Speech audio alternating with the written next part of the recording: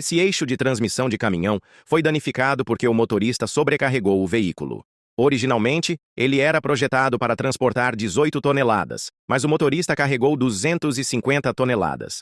Assim que começou a andar, o eixo de transmissão foi torcido como um torninho de tão forte que foi a força aplicada. O dono do caminhão pensou em vender como sucata, pois a peça de reposição levaria 3 meses para chegar. Mas o mecânico disse que poderia consertar e que custaria apenas 180 rúpias para deixá-la como nova. O dono não acreditava que por 180 rúpias seria possível consertar. Mas como era barato e ele não tinha muito a perder, decidiu tentar com aquela mentalidade de vamos ver no que dá. O mecânico então cortou a parte deformada do eixo com uma serra. O eixo foi dividido perfeitamente ao meio.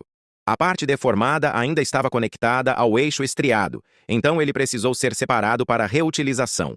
O mecânico usou uma prensa hidráulica para ajustar a peça deformada lentamente, até que a superfície de corte ficasse lisa o suficiente para uma nova soldagem. Se fosse na China, provavelmente essa peça só apareceria num ferro velho.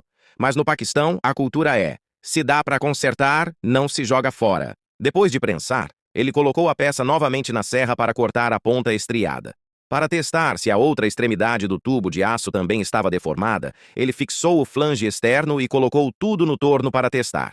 Foi possível ver que o tubo de aço estava visivelmente vibrando, o que indicava que não poderia mais ser usado. Se fosse reinstalado, o caminhão todo tremeria e, em pouco tempo, as soldas se romperiam. O mecânico decidiu então usar o torno para cortar essa parte defeituosa. À medida que a lâmina girava, ela retirava camadas do tubo. Depois de removido, o corte ficou bem reto e liso, dispensando ajustes extras na solda. O tubo antigo foi descartado. O mecânico pegou um novo tubo de aço, mediu o comprimento necessário, marcou e cortou no torno. Para garantir mais firmeza, ele soldou o novo tubo no flange externo. Embora a estrutura do eixo de transmissão pareça simples, o conserto é bem trabalhoso. Após soldar por pontos, ele inseriu o novo tubo e usou um medidor para garantir que estivesse perfeitamente vertical.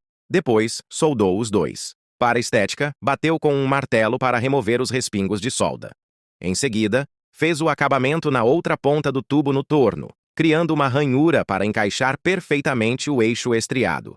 Testou o encaixe para confirmar as medidas e ajustou o que fosse necessário. Com o eixo estriado fixado e mais uma solda por pontos, ele removeu a escória da solda e o que estava quase sendo descartado virou uma peça funcional novamente. Se nada der errado, esse eixo pode durar mais 10 anos sem problema.